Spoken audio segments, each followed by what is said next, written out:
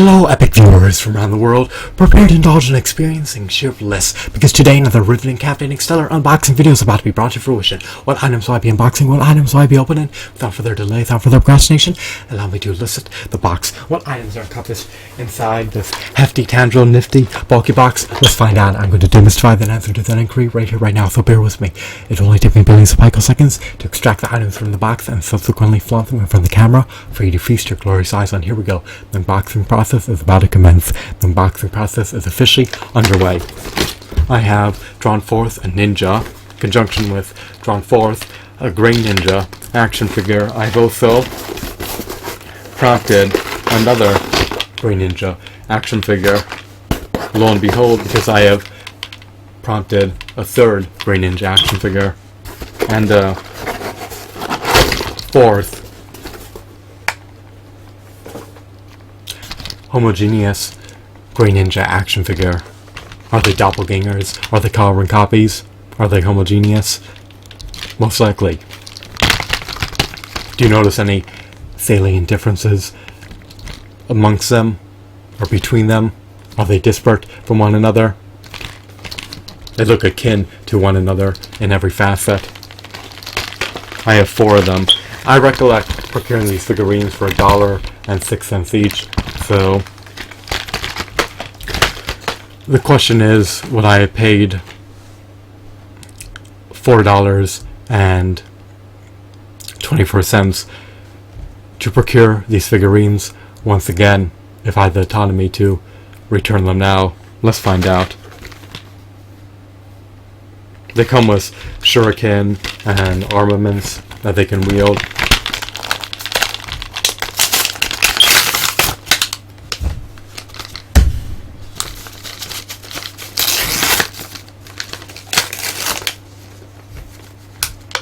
Fortunately, they're not marred with scratches. They're not impaired by scuffs. Their bodies are a bit hollow. They're missing plastic fillings in their screw holes. Furthermore, their arms are missing plastic fillings in certain areas. That's one of my gripes appertaining to these figurines. They lack diaphragm joints. They lack finger joint articulation, they lack toe articulation, they lack knee joints, they lack disc joints in their heads.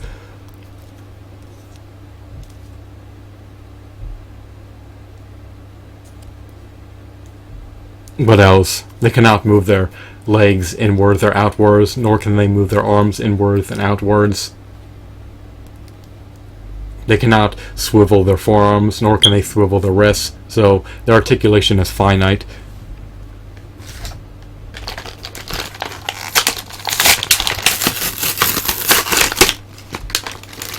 Nonetheless, they still have tremendous merit. Why do I say that? Well, they stand roughly 5 inches tall. Their aesthetics, or shadings, or hues, or textures, their sculpt is relatively decent. I mean, when you view them from the front, and you realize that they're $1.06 each, you can't really complain for what you're getting. Most modern day action figures that are over $10 are 3.75 inches tall or shorter than 5 inches.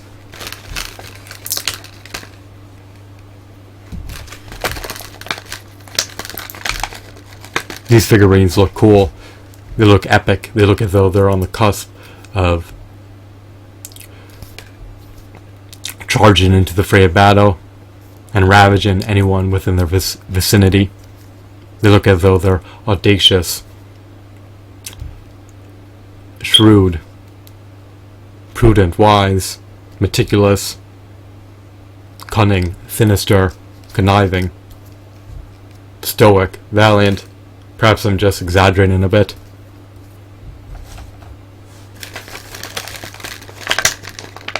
I don't need to embellish these figurines any further.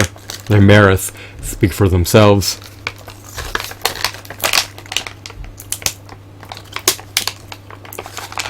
Fortunately, their fingers are semi-clenched together, so they can wield their weapons. You can equip their armaments at your own discretion. It's arduous for them to hold their weapons.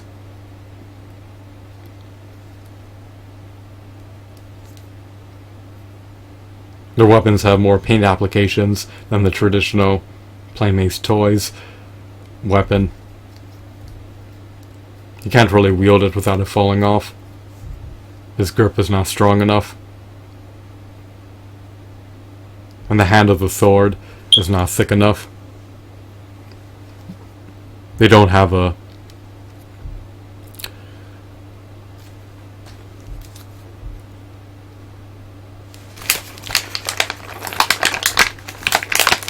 nunchuck that could be easily wielded, nor do they have a shuriken that can be easily wielded. They lack sheaths.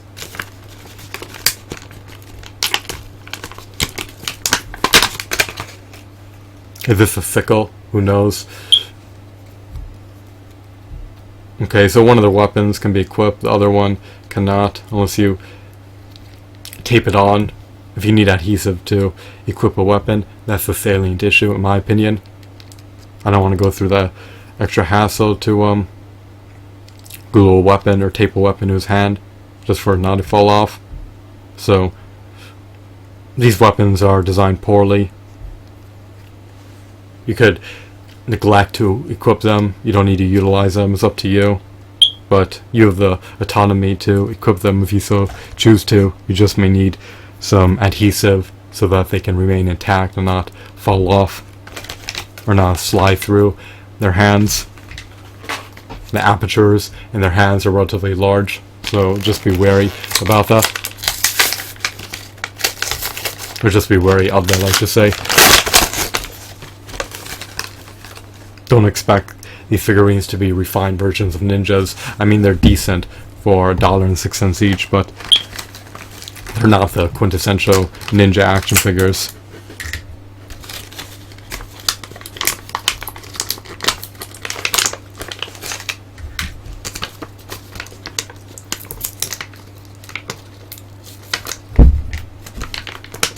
What would have been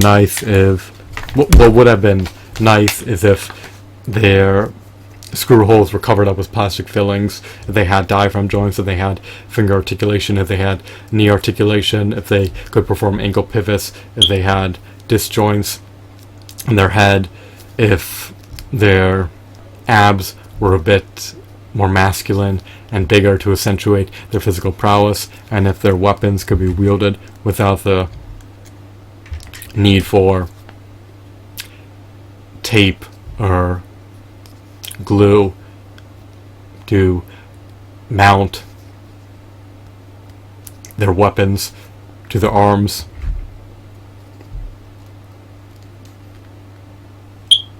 Or to allow their weapons to become intact to their arms. In other words, they should be able to wield their weapons without being reliant upon the usage of glue, tape, or some other type of adhesive to stick their weapons to their arm. I detest how you have to rely on external substances to plaster items to a wall. It would just be easier if everything stuck to a wall, but that's not the case. In the case of action figures, it's a similar concept. To allow them to wield weapons, you sometimes need to utilize rubber bands, glue, tape, or whatever you can find that can allow them to retain their weapons. So I'm done ranting and raving and blustering about that issue. The calamity will never get resolved. These action figures are already designed. I'm not going to modify their sculpts. I'm not going to add more points of articulation. Here's the Force Ninja. So as a totality, these figurines are just amazing for $1.06 each. This lot has merit for under $5. These ninjas are stellar bodyguards. They're nimble. They possess physical prowess. They're agile. They're mighty. They're potent in melee combat. They can trounce their adversaries. They can rip them to shreds. They can beat them to bloody pulp. They can dismantle them.